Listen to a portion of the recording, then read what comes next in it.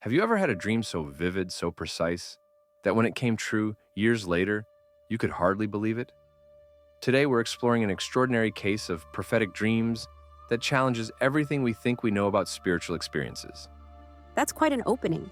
What makes this particular case so compelling? Well, imagine this.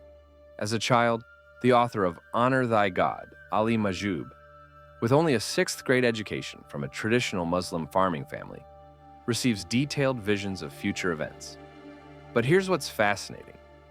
He documented these dreams before they happened, including one that came true 7 years later in Moscow, down to the smallest detail. 7 years is a long time between dream and reality. How detailed are we talking about? So detailed that he saw specific people he hadn't even met yet. In 1983, he dreams about this huge event at Moscow airport.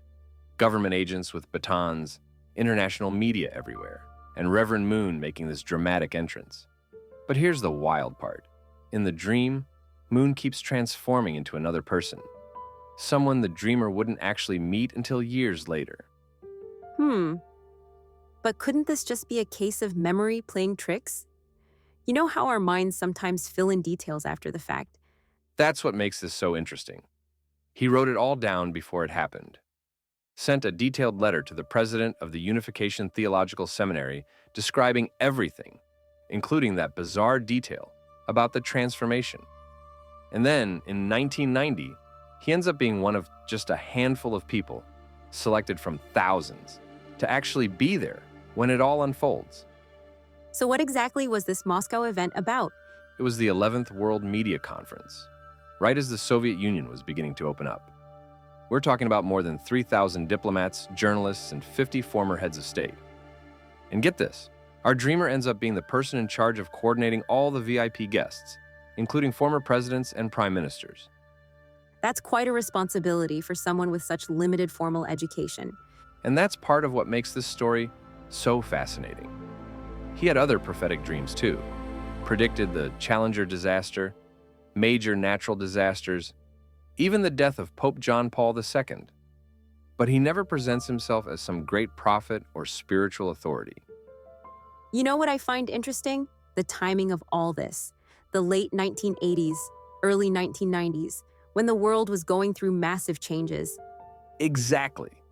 And he connects these experiences to what he calls the last days, not in an apocalyptic sense, but as a time of increased spiritual communication across religious boundaries. He references that passage from Acts about God pouring out his Spirit on all flesh in the last days. That's particularly relevant given today's religious tensions, isn't it? Well, that's what makes his perspective so valuable. Here's someone who grew up Muslim, having visions involving Christian figures, working across religious boundaries. He talks about how the three Abrahamic religions share the same roots, yet remain locked in conflict. How does Ali explain these cross-religious experiences? He sees spiritual truth as something that transcends religious divisions. He describes it like the natural communication between mind and body. It should be that fluid and natural. And he believes God is actively searching across cultures for people who can receive and respond to this kind of guidance. That's quite a departure from traditional religious frameworks. And yet, he maintains this remarkable humility throughout.